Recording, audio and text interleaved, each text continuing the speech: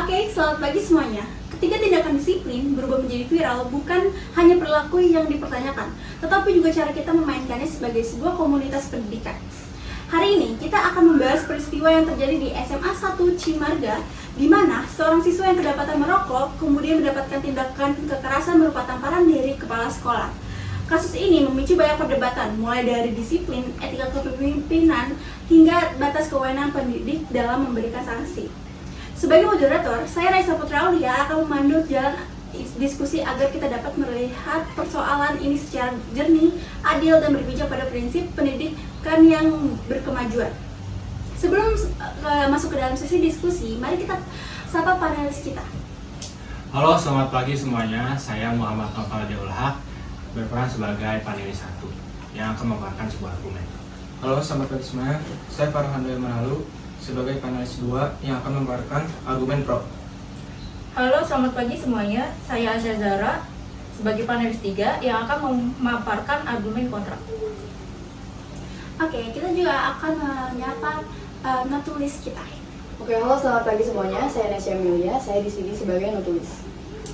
Oke, kepada peserta diskusi, dimohon secara penuh atas ketenangannya selama kegiatan diskusi ini berlangsung.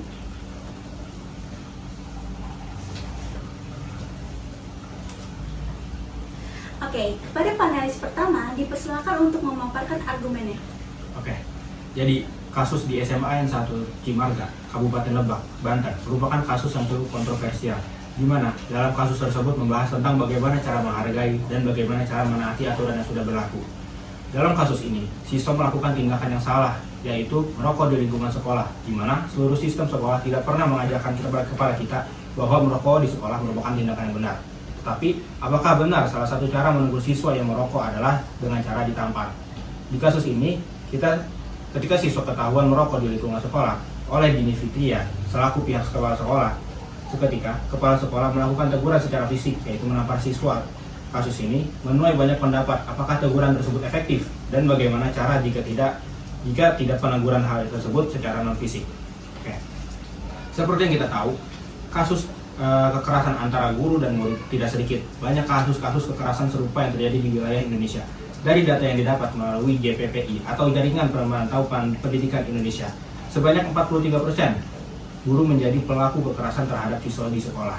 Berdasarkan laporan kekerasan di sektor pendidikan yang dikumpulkan oleh JPPI sepanjang tahun 2024. Angka tersebut bukanlah angka yang kecil, tetapi apakah dari 43,9% guru memiliki niat untuk melakukan kekerasan ataupun sebaliknya? Pasti guru memiliki maksud dan tujuan mengapa guru melakukan tindakan tersebut. Kasus-kasus seperti di SMA 1 Cimarga terjadi bukan secara terencana, melainkan terjadi karena adanya kesalahan dalam pendidikan karakter, terutama karakter anak. Banyak sekali kasus mengenai gagalnya pendidikan karakter pada anak memberikan dampak negatif bagi lingkungan, seperti tawuran dan sejenisnya. Dari data-data yang disampaikan, tadi menimbulkan banyak pertanyaan, apakah kekerasan adalah jalan utama dan apakah pembentukan karakter pada anak adalah hal yang penting. Oke, argumen yang cukup baik ya.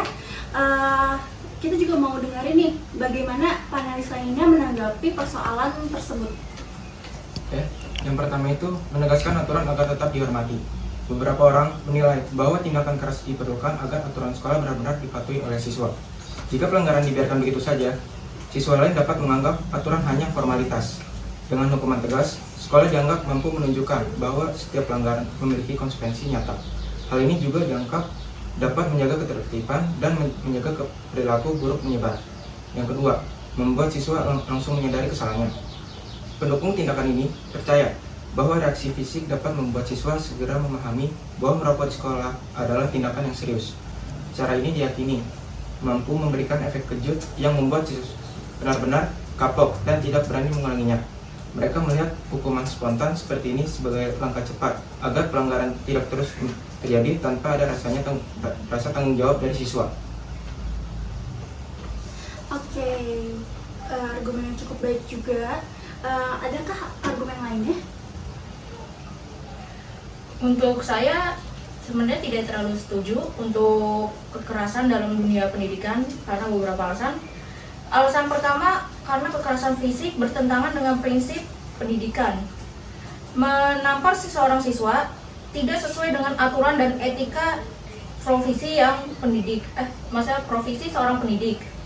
Dunia pendidikan modern menekankan bahwa pembinaan seharusnya itu dilakukan tanpa kekerasan. Tindakan fisik dianggap merendahkan martabat siswa dan melanggar hak mereka untuk merasa aman di lingkungan sekolah. Bahkan, tindakan ini bisa menimbulkan konsekuensi hukum bagi pihak sekolah. Alasan kedua, sebenarnya masih banyak metode pembinaan yang lebih efektif daripada menampar. Daripada menggunakan kekerasan, sekolah dapat memilih pendekatan pembinaan yang lebih mendidik seperti konseling, pemanggilan orang tua, atau bahkan tugas lebih banyak atau tugas edukasi. Cara ini membantu siswa memahami dampak buruk dari tindakannya dengan lebih matang. Pendekatan non-kekerasan cenderung lebih membangun karakter siswa dan menciptakan hubungan guru dan siswa yang lebih positif serta menyenangkan. Oke, argumen cukup baik ya, kita udah ngedengerin nih 3 argumen dari 3 panelis kita. Sekarang kita mau buka sesi pertanyaan. Silakan kepada peserta memberi tanggapan dalam bentuk pertanyaan yang sudah dipaparkan. Baik, terima kasih moderator sudah mengizinkan saya untuk memberikan pertanyaan. Saya Akila Haya Sabrina. Jadi pertanyaan saya ini adalah gimana sih batas pendisiplinan guru agar tidak dikategorikan sebagai kekerasan? Oke, baik, terima kasih untuk moderator yang telah memberikan saya kesempatan untuk bertanya. Saya Anggun Permata Bulan. Saya ingin menanyakan, apakah pelanggaran siswa merokok di sekolah dapat menjadi alasan pembenar bagi pendidik untuk memberikan teguran fisik? Baik, terima kasih peserta Akil Haya Sabrina atas pertanyaannya. Saya ulangi lagi sekali lagi pertanyaannya. Gimana sih batas pendisiplinan guru agar nggak dikategorikan sebagai kekerasan? Izinkan saya menjawab. Batas pendisiplinan guru harusnya ditentukan oleh prinsip bahwa segala tindakan harus bersifat mendidik. Baiklah, terima kasih kepada peserta Anggun Permata Bulan. Di sini izinkan saya mengulangi pertanyaannya kembali. Apakah pelanggaran siswa berupa merokok di sekolah dapat menjadi alasan pembenaran bagi pendidik untuk memberikan teguran fisik? Di sini izinkan saya menjawab. Walaupun merokok di sekolah adalah pelanggaran serius, hal tersebut tidak semerata menjadi alasan yang sah bagi seorang pendidik untuk memberikan hukuman fisik. Dalam konteks pendidikan modern, teguran tetap harus dilakukan tanpa tindakan yang melukai atau mempermalukan seorang siswa. Oke, baik, terima kasih panelis. Penjelasannya cukup sangat jelas. Baik, panelis, penjelasannya sangat jelas. Terima kasih. Oke, sekarang kita sudah sampai di penghujung acara. Sekarang kita akan mendengarkan kesimpulan yang dicatat oleh natulis kita. Oke, berdasarkan diskusi yang telah berlangsung, saya memiliki kesimpulan yang saya paparkan. Dapat disimpulkan bahwa kasus penamparan siswa merokok di SMA Negeri 1 Cimarga menimbulkan perdebatan mengenai syarat penegakan disiplin di sekolah. Siswa jelas melakukan pelanggaran dengan merokok di lingkungan sekolah. Namun, penggunaan kekerasan fisik sebagai bentuk teguran tidak dianggap tepat dan bertentangan dengan prinsip pendidikan modern yang menekankan pembinaan tanpa merugikan siswa. Tindakan kepala sekolah menampar siswa dapat menimbulkan efek jera sementara, tapi juga berpotensi menimbulkan dampak psikologis. Oleh karena itu, pendekatan seperti konseling, pemanggilan orang tua, dan pembinaan edukatif itu dianggap lebih efektif lagi, agar siswa itu memahami kesalahan dan bertanggung jawab atas tindakannya. Dari sisi lain, orang tua juga memegang peran penting. Orang tua seharusnya mendampingi dan membimbing anak dengan komunikasi yang jelas, memberikan pemahaman tentang konsekuensi perilaku, serta menanamkan tanggung jawab dan nilai disiplin sejak dini. Sama seperti guru di sekolah, pendekatan yang penuh pengertian, konsisten, dan edukatif akan membantu anak lebih memahami kesalahan tanpa rasa takut ataupun trauma. Maka para panelis menekankan bahwa disiplin di sekolah harus tetap tanpa menggunakan kekerasan fisik. Pendekatan yang edukatif dan komunikatif itu jauh lebih baik dalam membangun karakter seorang anak dan menciptakan lingkungan yang aman dan sudah pasti jauh lebih efektif.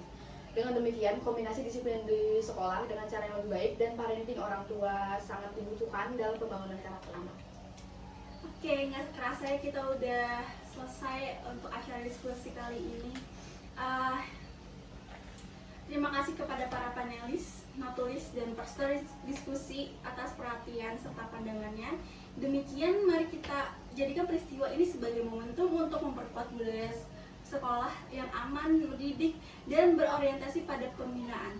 Semoga dialog hari ini membawa kita pada pemahaman yang lebih baik dan solusi yang lebih bijaksana. Saya, Raisa Putri Aulia, undur diri, dan salam sejahtera untuk kita semua.